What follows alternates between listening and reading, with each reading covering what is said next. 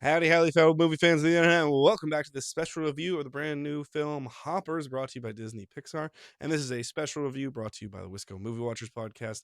As always, on the reviews, I'm your boy, Evan Davies, trying to help you out with a little movie rec. For those that have not seen these reviews before, these are spoiler free. I'm not going to go into spoilers. It's up for you whether I kind of view these as the classic word of mouth from back in the 90s in Seinfeld. Should you see this movie or shouldn't you see this movie? What's happening? What's good about it? What's bad about it? Kind of thing without going into spoiler filled detail because that's up to you to decide whether you really want to see this movie or not and how you feel about it. But here are some thoughts just to kind of sway in one direction to see it or not. Overall, I'm coming into this with a very positive outlook, or coming out of this with a very positive outlook. It was interesting. Most of the time, as people could probably tell on these reviews if they come and want, I go opening night on a Thursday, boom, the second I can see it, or on the Wednesday, whenever I can get the earliest screening, I take it and I go by myself most of the time. Just because, a lot of the film I go to, I don't have someone to go with. My wife's busy, all these kinds of things. What was really interesting is now getting almost a full week ahead of time on this schedule and getting this early release. I was able to get tickets for family, friends, the niece and nephew, and my wife. So all six of us went together, and it was a really good time.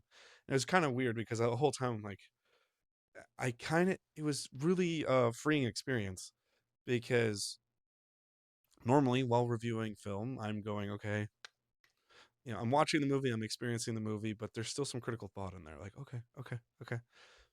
And, my niece is 8, my nephew's 5, and he's a bit of a wiggle worm. So I was sandwiched right in between the two of them, and he had the accompanying seat with me, and so the little wiggle worm over there was occasionally I would just be focused on him just because I'm like, is he having a good time? Is he enjoying this?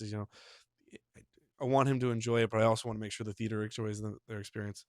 And he had a wonderful time and he was fully engrossed, which told me that this was an engaging film for youth. Beyond that, there are those classic Disney Pixar laughs that are designed mostly with kids in mind, but families can laugh at them too, that got a really good reaction from all the kids in the crowd, which is absolutely wonderful. It was also hilarious because some of the kids I work with in my day job were also there, and they're like, "Oh, Mr. Evan," I was like, "Hey, how you guys doing? What are you going to see?" They were in the same theater, so and I know their laughter from working from them, so I heard their laughter as well. So it was a really interesting dynamic that I normally don't get while reviewing things. That was fun to see because I'm getting the perspective of what the target audience wants with a family audience next to me and not just an adult male perspective. So it's really fun to get to see that and seeing how the film worked. Beyond that, though, I think this is a really enjoyable film for the whole family.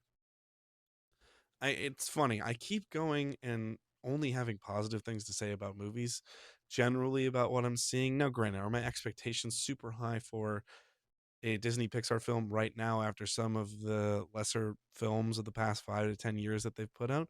Sure. Having said that, though, I don't think you're on the flip side. I don't think everyone's standard should be Toy Story up, Finding Nemo quality. If that's your standard for Disney Pixar, that's problematic because you're judging it against not only the very best that they've ever done, but some of the best, not even animation, just best films ever made, right? So you can't have that standard while going in. But having said that, this was a really enjoyable experience. Now, we start with a premise that is a bit silly on its face, where a girl gets to experience what the animal kingdom is actually like firsthand. And that's really cool.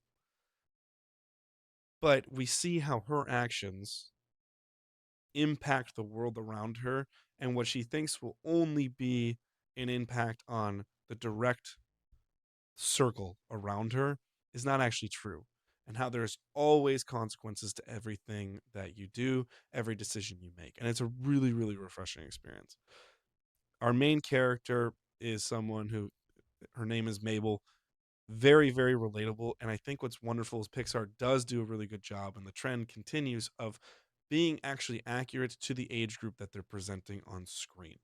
This is a girl in her late, this is a young woman in her late teens. She's 18, 19, just started college. the classic wild hair, skateboard, kind of tomboyish look that, people would consider. But having said that, though, a very, very engrossing and engaging character because she's highly flawed. And she's just trying to find her place in the world. So when we're looking at these themes, we're dealing with themes of loss, uh, dealing with themes such as, familial issues, which we all can understand. But there's heavy environmental themes that are very abundantly clear and obvious here. And it's really wonderful to see that on screen, especially in a family film. That most of the time it's, oh yeah, we need to treat each other better and whatever. Those films are all there, or those themes are all there in this film. But having said that, though, it's really wonderful to see conservation themes being used in such a great way while also showing not every approach to environmentalism or every approach to conservation is perfect. There are flaws in those things. As someone who is, you know, deeply, deeply tied to national parks and the environment, it's something I absolutely thoroughly love, and it's my favorite things to do in this world is to go explore national parks and these wonderful wild areas that are still in the world. It's really, really wonderful to see that we have a highly flawed character doing their best because they believe what they're doing is right and protecting something very special to them. But the way they do it does have ramifications, and those ramifications need to be learned from so we can avoid those mistakes. However, there's a wonderful theme in this that I really wanted, or not even a theme, a lesson that I really wanted to touch on here. I was thoroughly pleased with the message at the end of this film, in that it's a girl who's trying to find her place but realizes that you're going to fail along the way. Really, really enjoyed that because I think far too often, it's something that I do have a bit of a nitpick on with just society in general. As a millennial, I see this in my generation plenty. Gen Z, I see it plenty in them. Even the older members of Gen Alpha, they know the world is not the greatest place right now. They know it's a very, very difficult time to live and to be hopeful about things. The environment is not being treated properly. Their economic status is not being, our economic status in general is not being treated very well. Life in general is harder and more expensive and more time consuming and far less based on what you love and more based on what you have to do just to survive.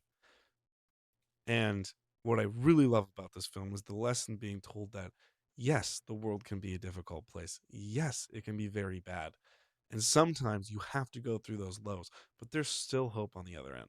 I kind of despise the fatalistic attitude of, well, the world's already gone bad, so what do I care? I'll just add to the problem because it's the easiest thing for me to do right now. And that's not what we want to do. If we want everything to keep continuing at a good way, we need to do better. We need to be thinking about things in a more sophisticated manner. We have to be thinking of things in a more complex manner than what we see it as sometimes. And what I really loved is we see that at the end of this film.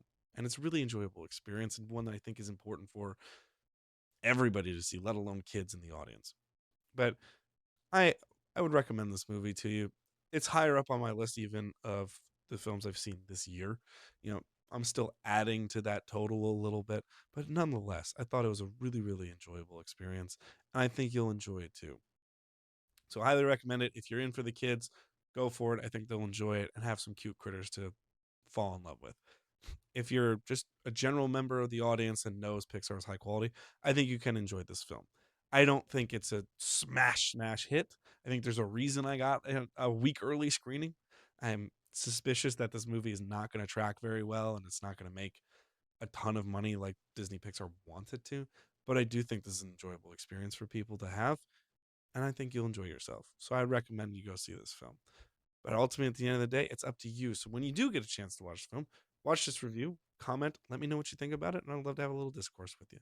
But that is going to do it, folks. If you're interested in more content, go check out the Wisco Movie Watchers podcast on those Davies Boys channel. You can also see some